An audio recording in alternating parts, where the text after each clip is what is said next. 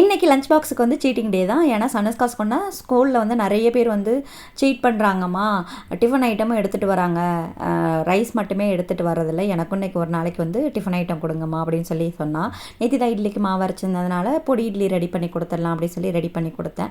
அது மட்டும் ஹெல்த்தியாக இருக்காது அப்படின்னு சொல்லிட்டு அது கூடவே வந்து சாத்துக்குடி இருந்துச்சு, அதை வச்சு ஜூஸும் செவ்வாழைப்பழம் இருந்துச்சு, அதையும் கொடுத்து விட்டுடலாம் அப்படின்னு சொல்லி அதை தான் ரெடி பண்ணி எல்லாத்தையும் கொடுத்து விட்டேன்.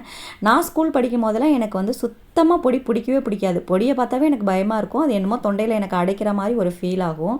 ஆனால் வந்து என்னோடய க்ளோஸ் ஃப்ரெண்ட் இருக்கால, அவள் வந்து ஒரு பொடி இட்லி எடுத்துகிட்டு வருவாள். அவ்வளோ ஒரு டேஸ்ட்டாக இருக்கும். நல்லா வந்து நல்லெண்ணெயை ஊற்றி மேலே பொடி மேலே தடவி சூப்பராக நல்லா பெரிய இட்லியாக கொடுத்து விடுவாங்க அவங்க அம்மா. அது வந்து எங்களுக்கு பிரேக் எப்படாப்பா வரும் அப்படின்ற மாதிரி ஃபீல் இருக்கும். கிளாஸில் வந்து எங்களோட கவனம் போகவே போகாது. பிரேக் ஸ்டார்ட் ஆகிடுச்சோ இல்லையோ எல்லோரும் அட்டன் டைமில் கீழே உட்காந்து அந்த இட்லி எல்லாத்தையும் க்ளோஸ் பண்ணிவிடுவோம். அந்த அளவுக்கு செம்ம டேஸ்ட்டாக இருக்கும்.